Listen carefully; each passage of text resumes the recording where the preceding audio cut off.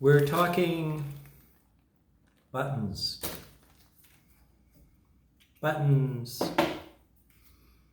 Buttons.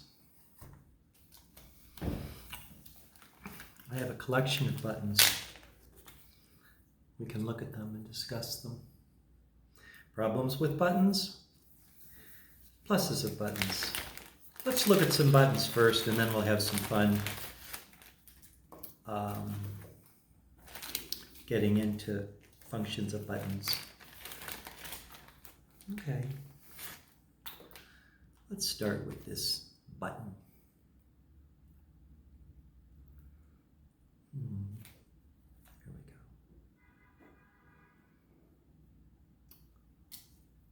That is a very old style of button. Owners. Pissardo's had it.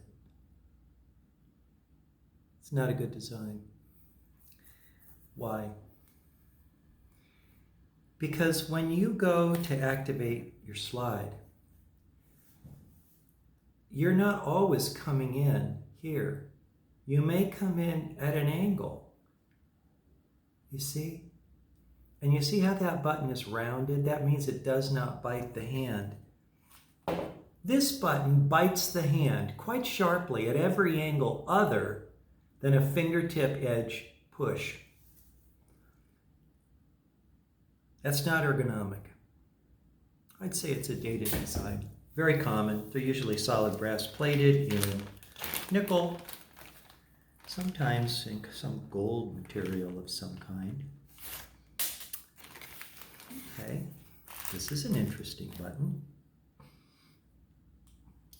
That is the magnetic button on the Seidel Symphony. Has some problems. The back push from the magnet, it's a magnetized button, is not sufficient to move the slide readily when it's a little gooped up with mouth goop. It's also rather heavy. You don't want heavy race wheels, and you really don't want a heavy button either. It also has a plastic edge, which is sticky.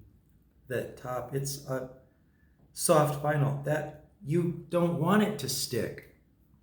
You want it to slide easily on your hand as you go to new positions, not to bind.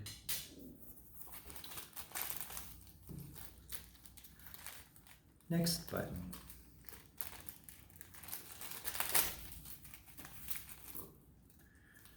I think it's the worst button on the market.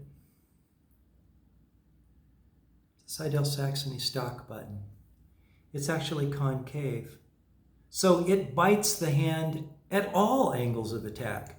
If you come in straight, it cuts into your hand that way, and it's got a sharp edge on the side to grab you. So it's actually uncomfortable to use at all angles of attack. For a company that's as competent as they are, how that happened, I do not know, but it's a lousy button. Now, let's talk button design now. You have the diameter of the circle of the button. The bigger it is to a certain extent, the more comfy it is because it distributes more load to more of your finger. There's also how much does it stick out? A little button like this, that little button, it doesn't stick out very much. This sticks out more than twice as much. So that gets your hand away from the heart. Why is that good? So you can activate it without slapping your face on the highest note holes. So you have extension of the button, diameter of the button, smoothness of the button. Now this is not a stock button, that's a custom ergo button that I make and I design them. They're all handmade, none of them are the same, but they all have the same characteristic, which is comfortable in play. When the Seidel Symphony is absolutely clean, it's a nice button, except I just don't like the stickiness of that end. The Seidel Saxony button is not a good button, always. A lot of people have kind of been happy with the older style. I don't like them. I have a lot of buttons. This is a button off a Seidel Symphony 16. This is the button off a Seidel Symphony 12, magnetic. But it's interesting to note that you can put a spring into the Seidel Symphony and give it more kickback if you want. Or you can put on, like in my case, these ergo buttons, and they're not magnetic at all. They're also very light because they're aluminum. So anyhow, that's the world of buttons. But I do want to mention, you can't go too long, because if you go too long with the button, it applied some side pressure to the slide. It's not too good. The other thing is, note that a button should seat 100% onto the shoulder of the slide. And you'll see some manufacturers where they've actually got the button onto like a little teeny post, a tab of the slide. That is absolutely and totally incorrect. Because in order to distribute the force in, it has to rest on this shoulder and not be up 2 millimeters or 1 millimeter. That's an error, you see.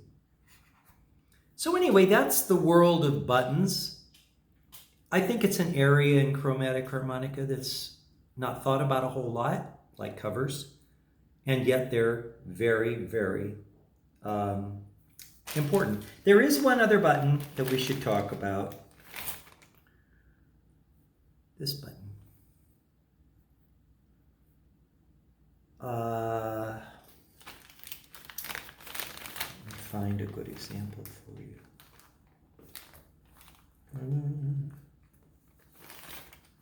No?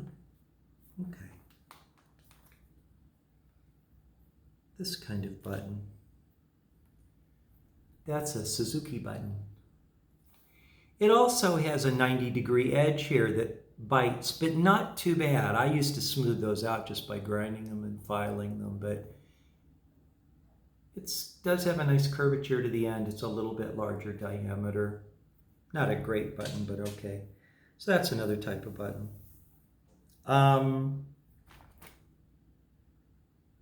I think the best button, in my opinion, is one which is light, oversized in diameter, a little bit longer to get the hand away from the face, perfectly set onto the shoulder, comfortable at all angles of attack, and the right extension.